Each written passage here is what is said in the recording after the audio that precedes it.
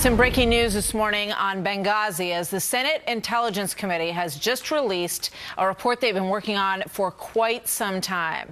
And in this report, it's about 85 pages long. We're just starting to get a look at it. It strongly criticizes the Obama administration's response to the terror attack that killed 4 Americans, including our ambassador, Christopher Stevens. So the bipartisan report is now saying that al-Qaeda has established a haven in Libya well before that tragic night in the eastern part of the country. The claims directly contradict the narrative that came out of the White House on all of this.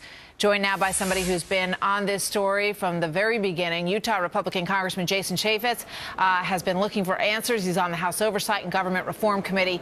Congressman Chaffetz, good morning. Good to see you this morning. Good morning, Mark. All right, so let's take a look at some of what is in here. We just heard from Catherine Herridge, who has started to kind of cull through this information. And one of the things that she said is clearly news here is that there was a DIA report in July of 2012 that Libya that there was an establishment of a very strong presence in eastern Libya by al-Qaeda. I mean, I think a lot of people, had that feeling, and there was evidence to that, but this clearly states it. No doubt. The security parameter was such that there were over 300 incidents of security attacks there in Benghazi. Al-Qaeda was flying flags over government buildings. There is video that you can pull up on YouTube of parades where there were clearly these militias, some with Al-Qaeda ties to it.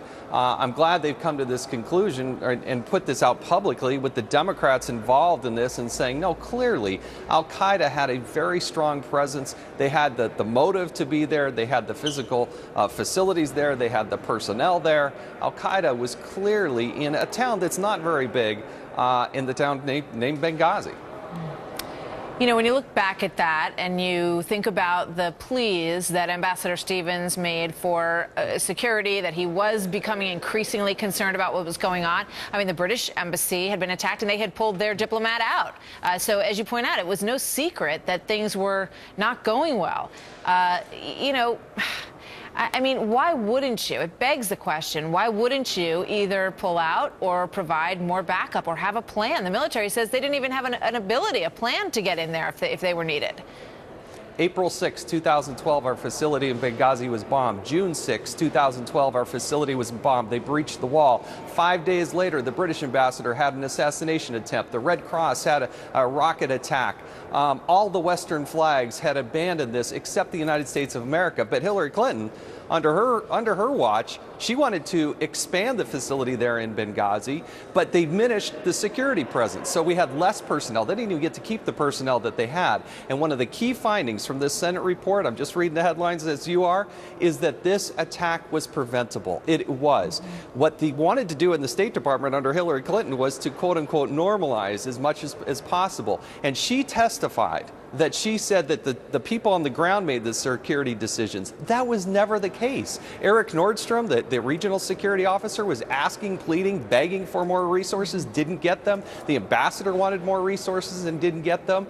They diminished the security profile. They didn't fortify the physical facilities. That attack was preventable. That comes from the Democrats and the Republicans in the Senate. And that's what Hillary Clinton's got to live with. And we still have no answers, no arrests. There's more in this report on Ben Kumu, this former Gitmo detainee who was released and is believed to be involved in all of this. So what's going on?